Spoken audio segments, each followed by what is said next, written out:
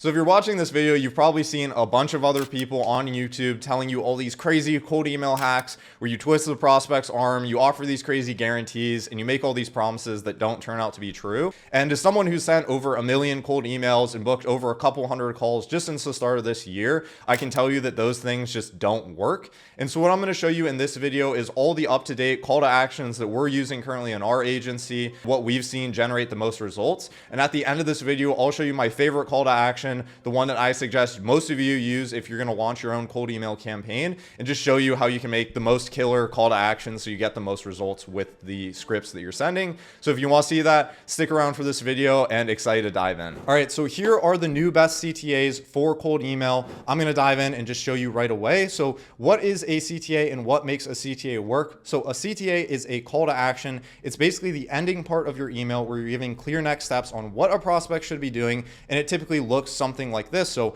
hi name, we have a B2B sales platform that can make you more money, blah, blah, blah, blah. Are you free to chat on Tuesday or Thursday to discuss this further? So it's the ending part of an email where you're giving clear next steps to get them to buy your product or service or get closer to buy your product or service. So the first thing I'm going to cover is the characteristics of the best CTAs. So the best CTAs have one or more of the following characteristics. Number one is it gets the person closer to the sale. So if your call to action is giving them clear next steps and getting them closer to a sale, that's a great call to action because you're getting them closer down the sales process. I'm hoping you're not just pitching, hey, buy my service straight off in the email, but the point is to get them closer to buying your product or service. So if you're giving them something for free, but it doesn't get them closer to buying your product or service, so you say, hey, check out my website, this isn't a great call to action because you're not getting them closer to buying your product or service.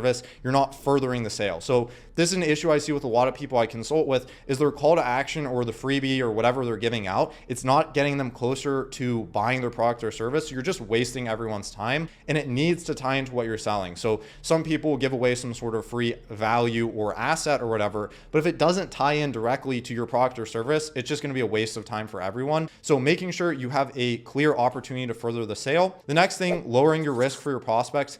All the good call to actions I've seen have low risk for the prospect. So everyone's getting cold emails nowadays. They're getting pitched a million different things. But the biggest reason why people aren't getting closer or further down your sales pipeline is because there's a lot of risk for the prospect. So again, I hope you're not just asking people to buy your product straight off the email, but the main risk that most people have is either time or money. And since you're not selling the service directly over email, it's time. So if you're pitching someone, like I said in our first example, which I'll go into why that's not the best call to action, you're asking of a big time commitment up front. So you're saying, hey, I don't know you. Here's something that I want to pitch you. Do you have 30 minutes where I can just sell you on my service? Most people, they're busy. They don't have the time to commit to that. So if you're pitching that right off the front, a lot of risk, a lot of friction for the prospect, and it makes your interest go down significantly, which is why good call to actions are very low risk for your prospect. The next thing is making sure that your CTA does not sound ridiculous.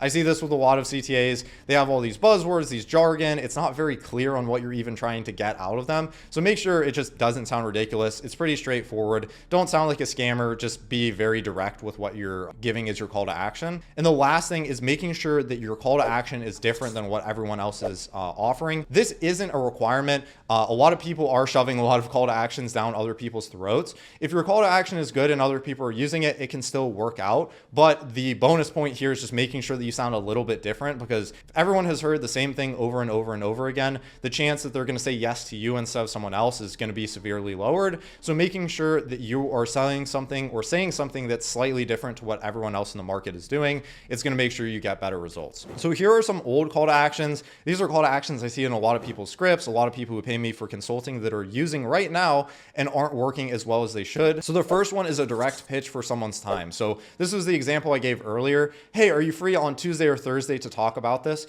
And the reason why this doesn't work very well is because you haven't even gotten to know the prospect and you're immediately asking for someone's time. So it's too big of an ask for a first interaction. You're basically saying, hey, do you have 30 minutes that you can just give to me where I can sell you my product or service? Which, to the right person, maybe that will work, but I can tell you that if you use one of the call to actions I talk about later in this video, you're going to see way more success. The reason why this doesn't work, people are cautious about giving up their time without seeing any sort of value first. But the little caveat I want to give here is that obviously if you're going to sell someone over the phone, you're eventually going to need to book them in for a call. I'm just saying this doesn't work very well on your first email where you're saying, hey, here's my product or service. Do you want to get on a call right away?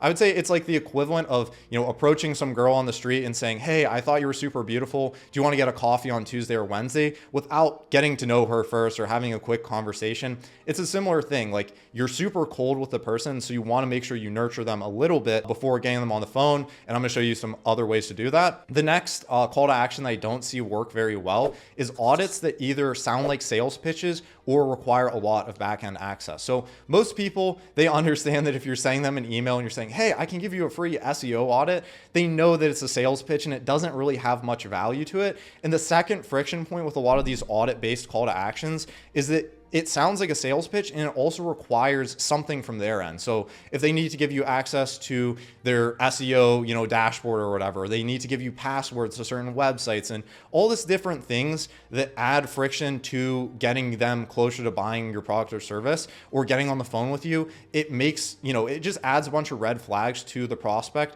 before they even get on the phone with you. So I don't recommend audits unless you can make it not sound like a sales pitch, or you can make your audit have some sort of free value that's appealing. I don't really recommend audit call to actions that require a lot of backend access or that sound like a glorified sales call. The next thing that I see most people mess up on, they don't have a CTA at all. This is pretty straightforward. You have a missed opportunity without giving someone a clear action to take. People are unsure of what to do, and so you need to make sure you're actually giving clear next steps. This is really straightforward. And the last call to action I see a lot of you using, and this is almost somewhat controversial because a lot of people claim that this is the best call to action in the world, is a Loom audit or a 60-second Loom or something to that effect. So what this call to action is saying, hey, I might have noticed a few things are wrong with your website. Let me send you a quick video showing you all the things that you're doing wrong. And so this call to action does generate a lot of interest. However, it's a massive time commitment for you, the person who is doing the Loom audits. And so the numbers I've seen, so I've consulted a lot of people who use this call to action, roughly 5 to 10% of people who say yes to a video end up converting into a call. So that means that, 5 to 10% of people, that means you might be sending videos out to 10 people, 20 people, that you're sitting there recording yourself, taking 10 minutes, 20 minutes, 5 minutes even of your own time, sending this out to this person, and then only 5 to 10% of them get on a call. So for a lot of the times, this call to action, the reason why I say it's not as effective, going back to the traits of a good call to action, is it doesn't really tie in with your product or service. So in the example I gave before where you're saying, hey, I'll do a free website audit, just because someone says yes to seeing the things that are wrong on their website doesn't mean that they want to buy your product or service or get on the call with you. And yes, it does get a lot of interest, but it also gets a lot of time wasted on your end as the person who's sending out these emails, because I've seen these Looms might take you 5 minutes, 10 minutes. And if it takes you 20 of them to get you into a book call, that's 2 hours of your time that you're sending out to these people that are barely interested and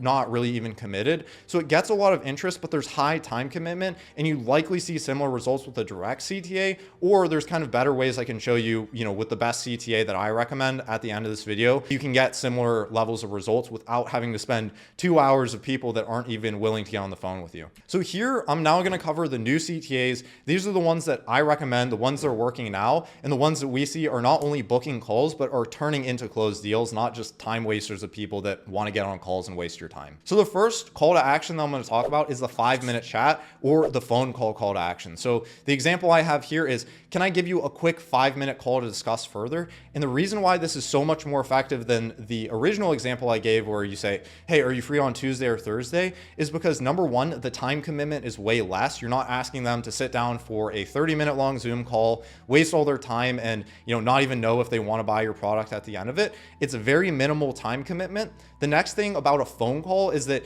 it's a lot less scheduling commitment. So some people, or especially in some industries that are more blue collar, people don't have, Zoom calendars. They don't have time blocked off, and they don't want to have to deal with all this back and forth. So having a phone call is an option, basically like a triage call where you can give someone a quick 5-minute call, see if they're a fit, tell them a little bit about your service, build a little bit of trust, and then get them in for like a 30 or 45-minute Zoom call. Works infinitely better because all you're asking for is 5 minutes. And also the pro of this too is that some people might even just want the 30-minute call call right out the gate. So you can say, hey, do you want a 5-minute call? They say, yeah, let's have a quick Zoom call. And then you can schedule them in for a longer Zoom call or just a 5-minute Zoom call that might extend out into 30 minutes. So it gives them the option that if they want a low time commitment call, you can just give them a quick phone call for 5 minutes. Or if they're actually like, hey, this sounds great, let me take a 30-minute call, you can schedule it in on their calendar. So it gives them those two options to do ultimately what their favorite option is. So a fair amount of people prefer having the quick phone call. It allows you to be a little bit more on the fly, and it works especially well on industries that aren't on Zoom. So if you're reaching out to contractors, home service people, anything like that, they love that because they're not sitting on their computer all day taking Zoom calls. And so this is like the medium or channel that works especially well for them. So the next call to action is the soft CTA or the more info CTA. So what this looks like is, hey, would you be looking to get more info? And the reason why this works is it's super direct. It gives you kind of a triage email where you can send out an email and say, here's more information on my service before going into a direct call pitch.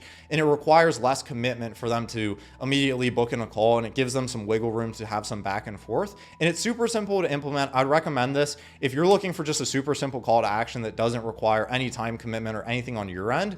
This is a super simple one to implement because all you're asking is, hey, do you want more info? They say yes, you send them a little bit more info, and then you can push them into more of a direct call. The third call to action I'm going to cover before the last one here is the competence generating sales asset. So this is great for people who have design services, anything where you can kind of generate or show your competence in a portfolio. This works great. So the example I have here is, would you be open to seeing our portfolio? The reason why this works well is it allows you to demonstrate expertise and offers clear and practical value. So if you have a design service, a photography service, anything where you can kind of showcase past results and just say, hey, would you be open to seeing our portfolio? It kind of answers one of the questions that they already have, which is, hey, is this guy's photos or designs even good in the first place?